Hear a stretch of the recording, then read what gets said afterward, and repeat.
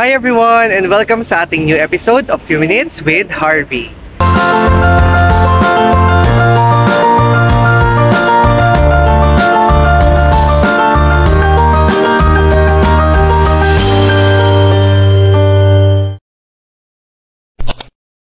Hello guys, so today is our day 3 here in Montenegro. Ito guys ay part 2 na ng ating vlog na na-upload ko na for sure. At itong vlog na to ay yung pinaka speedboat tour na lang namin. This speedboat tour cost us like 35 euros each. 3-hour tour siya na malilibot na namin yung Kotor, yung mga ibang nasa itinerary namin at saka yung Peras Island. So hindi na kami magpupunta ng Peras by car kundi dadaanin na lang namin sa speedboat. So kung bago ka lang guys sa ating channel, do not forget to like, comment, share, subscribe, and please hit the notification bell for you to be updated on our latest uploads. So kung hindi nyo pa napapanood guys yung morning tour namin, naglibot lang kami dito sa Kotor, Old City Wall, at saka yung mga castle, clock tower, and yung simbahan. Please guys, pakipanood yun bago kayo pumunta dito. And meron na rin ako na-upload na 2 vlog on where we visited Podgorica and yung Budva namin. So ikat ko muna dito, naghahabol na kami dahil yung timing nila ay 12 o'clock, 3 o'clock, and 6 o'clock. So ngayon yung hinahabol namin ay 3 o'clock in the afternoon. 10 minutes na lang and nandito pa kami sa kabilang dulo. I-update ko na lang kayo guys at kung ano yung mangyayari sa atin. For sure naman isasama ko kayo sa vlog. Okay, nandito na kami, nakapagbayad na kami ng full amount and may hinihintay na lang kami kasama. Hindi kami nag-private tour kasi mas pricey siya. And ganun din naman, marami rin naman kami magkikita-kita dun sa mga spots. So, syempre, cheap steak pa din tayo. Dahil mas pabor naman yun sa lahat. So, titingnan natin kung ano yung itsura ng boat. Hopefully, may habong or may roof para hindi tayo totally mainitan. Update na lang natin kayo, ha? Yan, naglalakad na kami papunta dun sa speedboat. May na-box out kaming ilan para makakuha kami ng maayos na upuan. Siyempre alam mo naman, kailangan maisalba mo ang sarili mo sa pangingitim dahil mahirap maibalik ang kulay natin. So, ayan, hanapin nyo na lang siya kung sakali man na gusto nyo mag-tour. Pinakita ko naman doon sa unang part ng vlog natin yung area kung saan sila matatagpuan at ano yung contact number nila. So, much better check nyo din yung other vlog natin. So, ito yung Blue Cave Tour to guys. Mabibisita na rin namin halos lahat ng spots. Meron ditong MSC. Ito ay cruise ship. Hayaan nyo guys, magkucruise kami next time. Para 7 countries yung mapuntahan natin in 7 days. So, i-cut muna natin dito habang nag-aantay tayo ng boat para makapag-proceed na tayo sa ating pag-vlog. Ayan, group na kami. Ano tag dito? Ilan ba tayo? 6 plus 4, 11 kami in total. So siya ang magiging bangkero natin. Ay grabe! Gwapo yung bangkero. So ayan, sakay na kami guys. Videohan na lang natin sila. Ayan yun na. Okay, ngayon sakay na sila dyan, ganyan.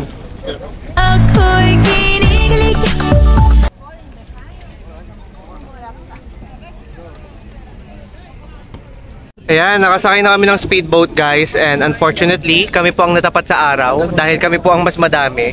Sinabi nung lady kanina na kami daw dapat yung sa unahan kasi kami yung magkakagrupo. Although kami yung pumuwesto sa likod kaso 4 na yung makakaupo doon and may isa may iwan dito. So anyway, this tour will start now. And may nakahubad! Ay! So ayan, so this will be a 3-hour tour sa speedboat, okay?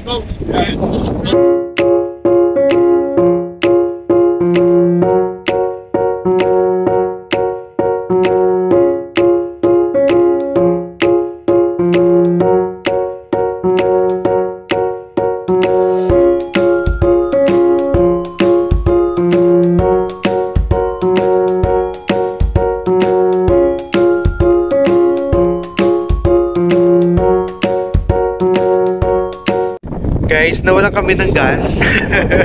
Nandito kami sa gitna. Wait lang, tayo mo yung mga to. Ata na ng sulit. Wala na tayong gasolina. Nagkatotoo, wala kang gasolina. Nandito ako sa gitna. Pasensya nyo na yung buko sa sobrang hangin. Nag-adjust na siya. Kailangan basain na to para umayos siya. Anyway, ganda ng ano, magaling sila mang-hype kasi minadali nila yung speedboat kanina. Kaya nga speed, di ba? Yun, sa sobrang pagmamadali namin, nawalan kami ng gas.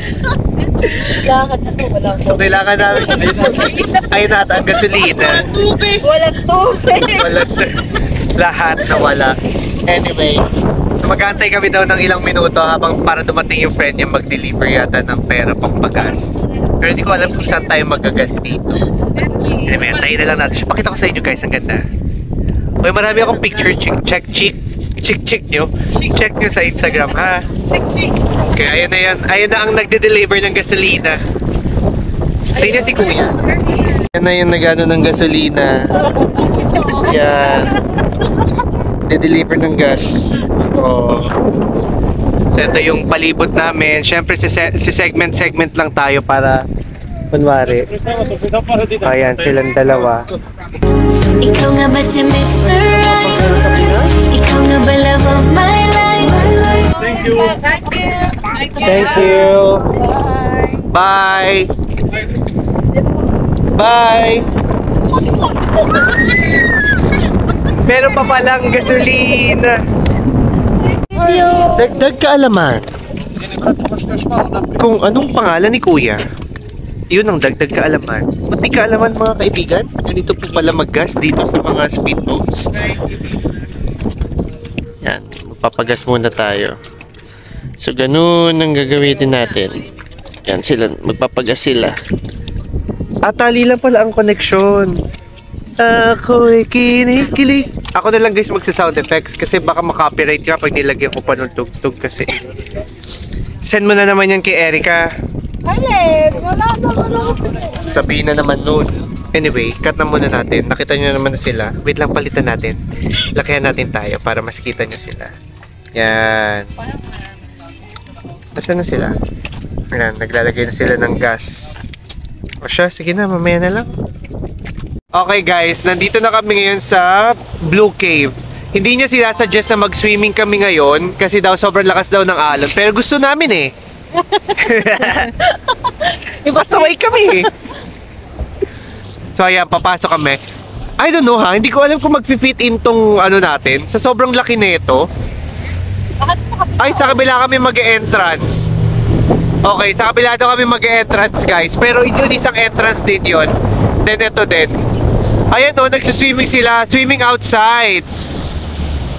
Swim ka ba? Hindi naman tayo marunong. So kung sa labas, pwede. Ayan. Pero di ko alam, paano tayo makakapasok? Ito guys, yung swimming area. Pwede daw dito mag-swimming for few minutes.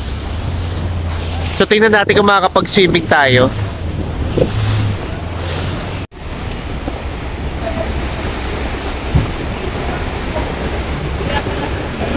Grabe yung tubig.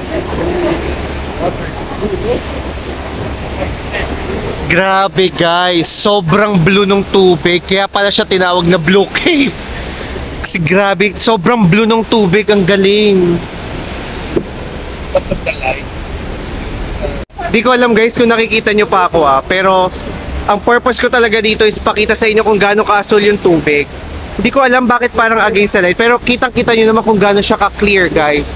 Baging reflection niya sa ibabaw ng cave, kulay asul na, ayan no. Against the light lang kasi talaga kami kaya hindi nyo lang din talaga makita, pero grabe. By eye view, sobrang amazed kaming lahat. Grabe yung pagka-blue niya oh.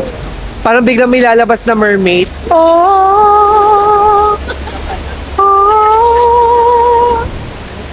Ay, Harvey, doon yan oh. Ayun, doon siya nag-ano. Gusto ko makakanta. Doon siya kakanta. Dapat Kaya yan. Sobrang ganda niya. Dito kami pumasok kasi mas malaki yung boat namin compare dito. Pero yung mga maliliit doon dumadaan. Pero ang ganda niya. nakakita mo ito. Ako din, ngayon ako nakita ng ganito ka-blue. Ito lang na pagmamalaki talaga nila. Yung tubig na ano, sobrang clear. Sobrang ganda, promise. Ang pangit kasi nang kuha sa camera ko eh. Ewan ko ba? Anyway, cut natin. Check nyo na lang sa reels natin sa Instagram. For sure naman maglalagay ako dun. Ito na yung second stop namin guys. Andito na kami sa submarine tunnel. Antayin lang natin si Kuya. Tututok natin sa kanya yung camera para sa explanation kung maririnig ko siya. Pero meron pang isang butas doon sa kabilang side na nakita namin at nadaanan. Pero dito niya kami dinil sa isa. Pero hindi na yata to functional. Halata naman sa itsura niya. So ayan. Yeah, Slavian Army 19th. And you can see. Ikaw pa rin pala ang hanap-hanap para Open the gates, and if you like come close, so airplane can't see from the air in the water. No. We also have like 2 more tunnels, one on this side and one on another, and they're like all connected with smaller tunnel inside. So you're gonna see now when you enter. Okay. We're going in. So papasok daw tayo. Ngayon hindi na daw to functional, pero dati, syempre ginamit to kaya to ginawa. So ngayon may papasok tayo. Hopefully makakuha tayo ng maayos na video. It's made by the Yugoslavian army. Slavian? Yugoslavian. Yugoslavian Army. Okay. Anyway, tutok tayo sa kabila for our view.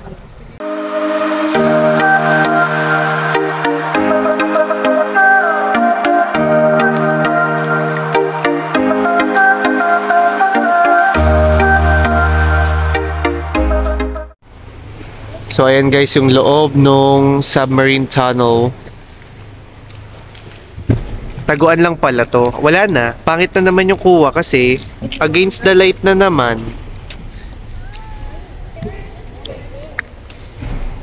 Ito na tayo sa ating third stop, ang Our Lady of the Rocks. Ito yung isa sa mga dapat pupuntahan talaga natin sa itinerary na fortunately kasama siya dun sa package na nakuha namin sa 35 euros.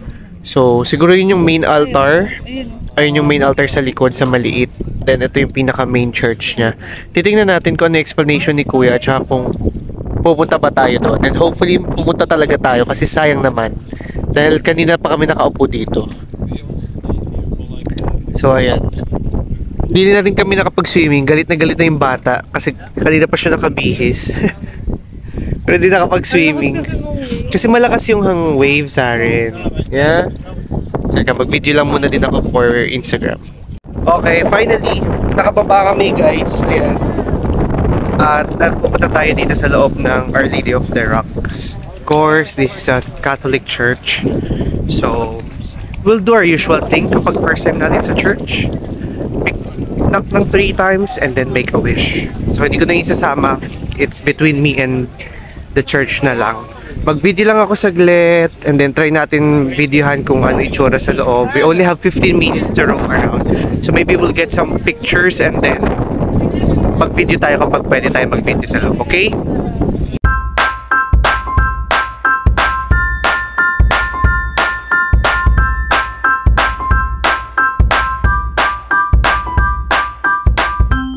Guys, hindi na kami pumasok kasi may entrance pala siyang 3 euros and wala na kaming cash na dala kasi naibayad na namin dun sa pinaka-tour.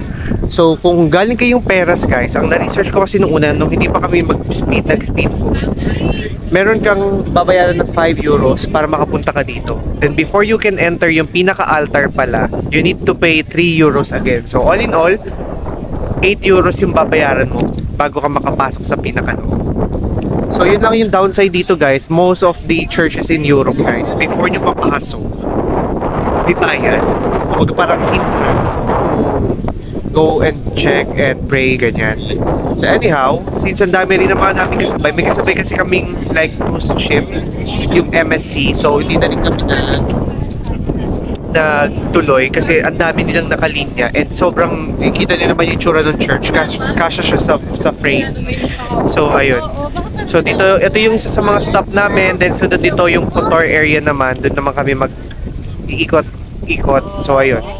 Update ko na lang kayo kung ano pa yung magagawa natin dito sa pinaka tour na to. Pero okay siya. Sulit na siya sa 35 euros. Dahil yung Blue Cave, must visit yun guys, promise. Kasi sobrang ganda talaga ng tubig. Then itong mga area na to. So balitaan ko pa kayo kung ano pa yung mapupuntahan namin next.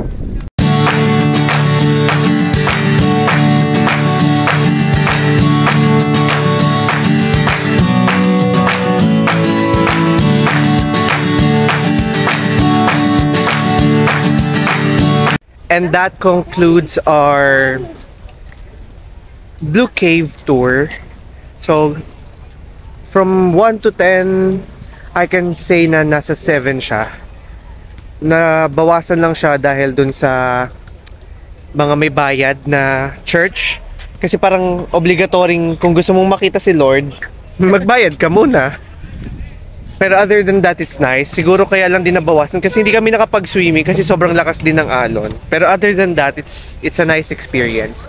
Kasi nakatipid din kami maigi kasi yung biyahe pa Peras ay 1 hour din. Kung ikokotse din namin yung magkano din yun. Pero at least dito nag-boat kami. Nayanig yung buong katawan din namin. Kakaalon.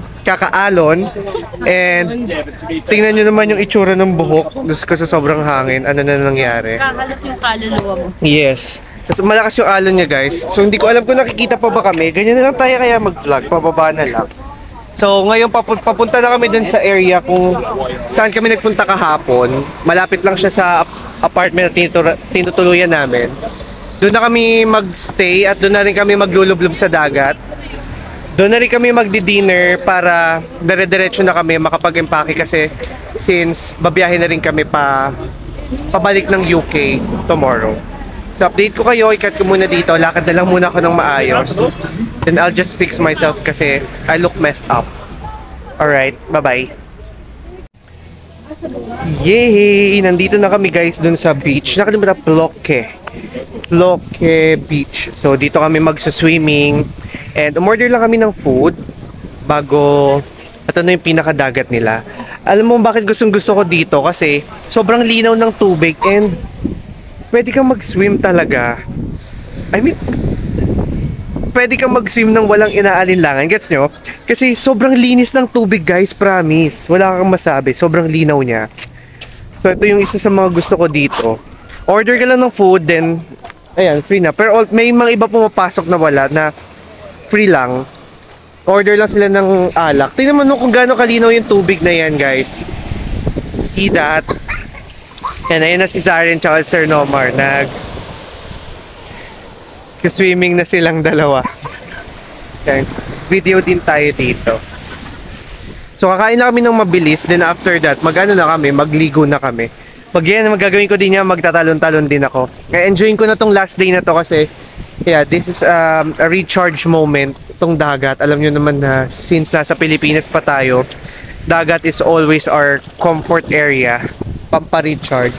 I've been anxious and hindi naman totally depressed pero parang I feel unmotivated for the past few weeks. Maybe siguro dahil namimiss ko lang ang Pinas or dahil din toxic na din sa trabaho. Pero nonetheless, we're still fighting. And kita nyo, may bato dun sa ilalim. Di ko alam kung nare-register lang dyan pero may bato sa ilalim. Nakitang-kita mo kasi sobrang linaw ng tubig. O, tingnan mo. See how clear the water is. So ayan, mamaya iaakit tayo ulit para dun sa food. Bago ayan, ano lang tayo, mag video lang muna tayo.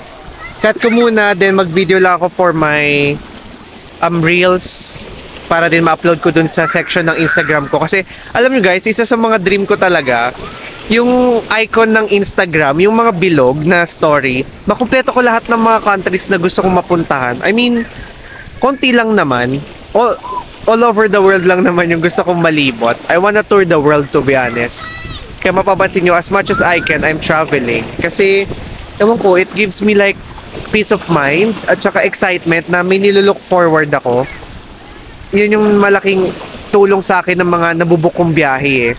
Tsaka you know naman na it's pricier to travel in UK rather than going outside the country. So, at least, di ba, pag out of the country ka, out of UK ka, marami kang magagawa. So yun, medyo humaba na siya. Cut ko muna and i-montage natin to saglit.